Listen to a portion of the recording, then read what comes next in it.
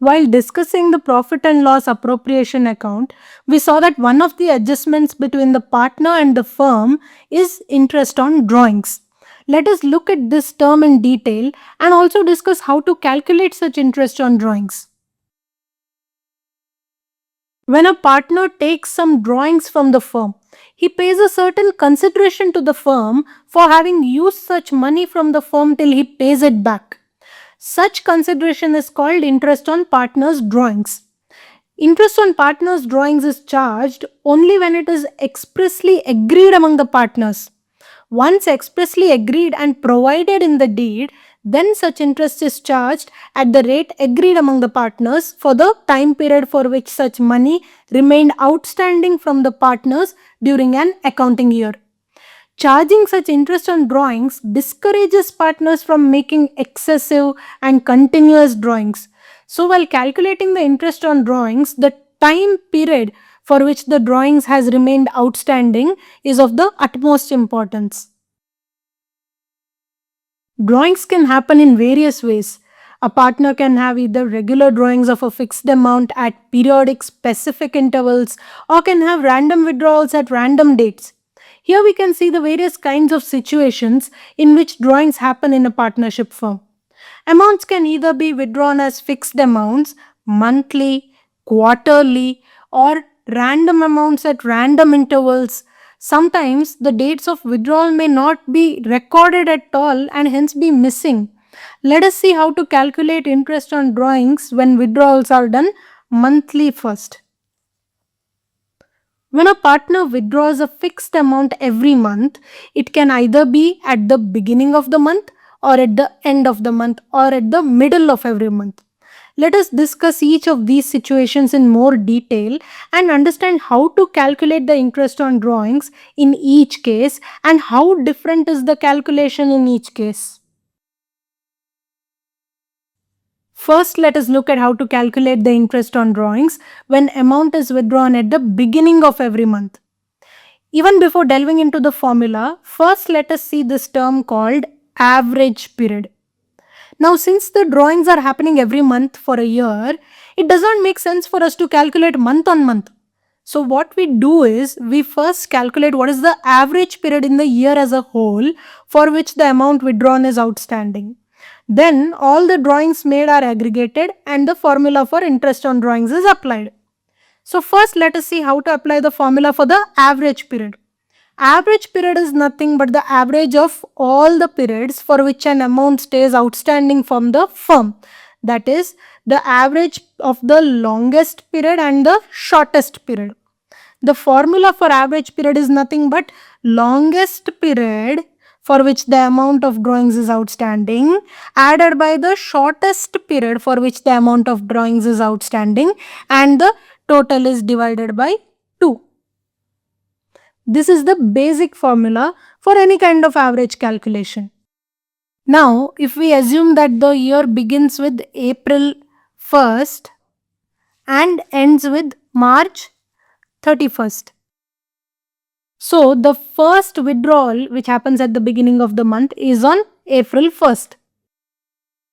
And the longest period for which the first withdrawal is outstanding is April 1st to March 31st. That is 12 months. The last withdrawal that happens for the year will be on March 1st. And the shortest period for which the amount is outstanding is March 1st to March 31st. That is 1 month. So, the calculation of average period will be 12 month plus 1 month, that is 13 months divided by 2. That is, either you can take it as 6.5 or you can retain it as 13 by 2. So now we have established that the average period when fixed amounts are withdrawn at the beginning of every month, that is like April 1st, May 1st, June 1st and so on up to March 1st, then the average period is 13 by 2. You should also take care and see to it that the fixed amounts are withdrawn. And at the beginning of every month, then the average period is 13 by 2.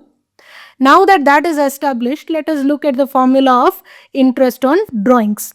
For calculating the interest on drawings, first we see what is the total amount of drawings made for all the 12 months put together. Then such total amount is multiplied by the rate of interest and multiplied by the average period as we have established, and the whole is divided by 12 as we are calculating on the basis of months. Let us understand this with the help of a small example. Say Mr. A is a partner in a firm and he draws at the beginning of every month rupees 10,000, and the rate of interest on drawings is 5% per annum. So here when we calculate the interest on drawings, first we have to calculate the total amount within that year which he has withdrawn, which will be like 10,000 into 12 months, which is 1,20,000 of total drawings in the 12 months put together, multiplied by the rate of interest, which is 5 by 100, and multiplied by the average period. Now since fixed amounts are withdrawn at the beginning of every month, the average period will be 12 months plus 1 month divided by 2, which is 13 by 2, and the entire thing is divided by 12. So the interest on drawings will be 3,250 rupees. So if you look at the logic and calculate, this calculation is very easy to do. Now that we saw how to calculate interest on drawings for amounts withdrawn at the beginning of every month, now let us see how to calculate the same when amounts are withdrawn at the end of every month. Coming to calculation of interest on drawings when fixed amounts are withdrawn at the end of every month, as we saw in the previous formula, let us first discuss and establish what will be the average period in situations where fixed amounts are withdrawn at the end of every month. Average period here again is the average of all the periods for which an amount stays outstanding from the firm. That is the average of the longest period and the shortest period. The formula for average period is the longest period for which the amount of drawings is outstanding added by the shortest period for which the amount of drawings is outstanding, and the total is divided by 2. So here let us assume that the year begins with April 1st and ends with March 31st. Since the amounts are withdrawn at the end of each month, so the first withdrawal for the year will be on April 30th. And the longest period for which the first withdrawal is outstanding is from April 30th to March 31st, which is 11 months. The last withdrawal will happen on March 31st itself. So what is the shortest period for which the drawings are outstanding? It is March 31st to March 31st, that is 0 months. So 0 months is the shortest period outstanding. So the average is 11 months plus 0 months, that is 11 months divided by 2. That is, you can either take it as 5.5 or you can take it as 11 by 2. So we can see that when fixed amounts are withdrawn at the end of every month, then the longest period outstanding will be 11 months and the shortest period outstanding is 0 months. So the average period is 11 plus 0 divided by 2. And now that we have established the average period, now let us look at the formula of interest on drawings. For calculating the interest, first we have to see, again like the previous formula whatever we saw, first we have to see what is the total amount of drawings made for all 12 months put together. Then such total amount of drawings is multiplied by the rate of interest and further multiplied by the average period. As calculated by us right now, it is 11 by 2. And then the whole is divided by 12, as again we are calculating on the basis of months. Let us now see a small example. Mr. A is a partner in a firm and makes drawings at the end of every month for rupees 10,000. And the rate of interest on drawings is 5% per annum. So to calculate the interest on drawings for Mr. A, first we have to see the total of all the drawings made within the 12-month period, which will be 10,000 into 12, that is 1,20,000, multiplied by the rate of interest, which is 5 by 100, and multiplied by the average period, which we saw when fixed amounts are withdrawn at the end of every month. The average period is 11 months plus 0 months divided by 2, which is 11 by 2, and the entire thing is divided by 12. So his interest on drawings will be rupees 2,750. So we see that by observing when the withdrawals are happening, we can easily calculate the average period and apply the formula of interest on drawings. Now that we saw how to calculate the interest on drawings for amounts withdrawn at the beginning of every month as well as for amounts withdrawn at the end of every month, now let us see how to calculate the same when amounts are withdrawn at the middle of every month.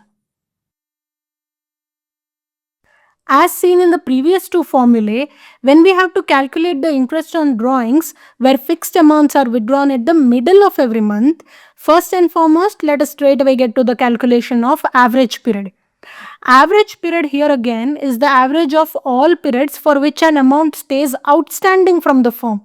That is the average of the longest period and the shortest period. The formula for average period is the longest period for which the amount of drawings is outstanding added by the shortest period for which the amount of drawings is outstanding, and the total is divided by 2.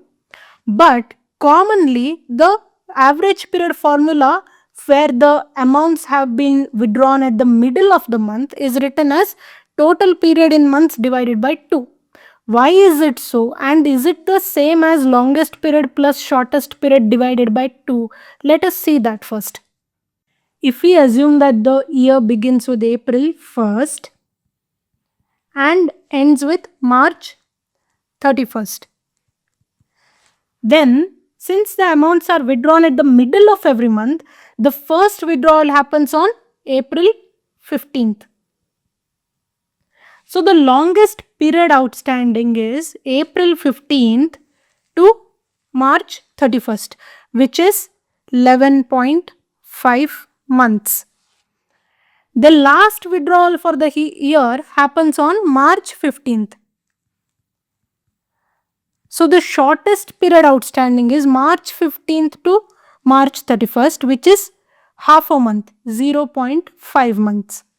So now if we total this, it comes to 12 months. And the average is 12 divided by 2.